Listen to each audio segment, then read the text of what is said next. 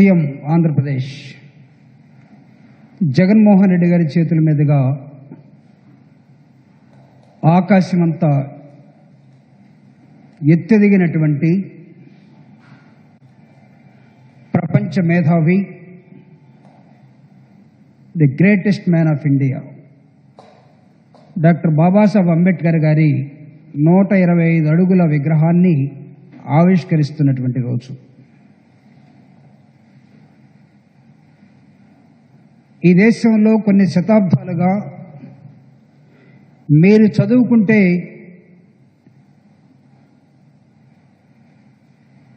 శేషం పోస్తాం, చదువుకునే అర్హత లేనటువంటి జాతులు మీవని నెట్టేస్తే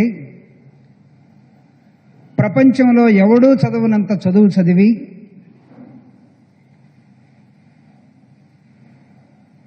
జాన్ డ్యూయి అనే ఒక ఫిలాసఫర్ని మెంటర్గా తీసుకొని న్యూయార్క్లో చదువుతున్నటువంటి కొలంబియా యూనివర్సిటీలో భారతదేశంలో ప్రజాస్వామ్యం, డెమోక్రసీ విలువలు ఎలా ఉండాలి అనే దానికి వచ్చి సమానత్వం కానీ, స్వేచ్ఛ కానీ, ఫ్రెటర్నిటీ కానీ ఇవన్నీ నెలకొల్పినటువంటి వీటన్నిటితో ఉన్నప్పుడే మనిషి స్వేచ్ఛగా ఉండగలడని ప్రపంచానికి భారతదేశ రాజ్యాంగాన్ని చాటినటువంటి ఒక యోధుడు విగ్రహం రేపు జగన్మోహన్ రెడ్డి గారు అన్వీల్ చేయబోతూ ఉన్నాడు. ఇప్పటిదాకా పల్లెల్లో ఊరికి దూరంగా ఉన్నటువంటి కోటాను కోట్ల విగ్రహాలు ఈరోజు విజయవాడలో స్వరాజ్య మైదాన్ నడిబొడ్డున జగన్మోహన్ రెడ్డి గారు డాక్టర్ బాబాసాహెబ్ అంబేద్కర్ విగ్రహాన్ని రేపు ఆవిష్కరించబోతూ ఉన్నాడు. అంబేద్కర్ వాదులంతా ఈ రాష్ట్రంలో, ఈ దేశంలో, ఈ ప్రపంచంలో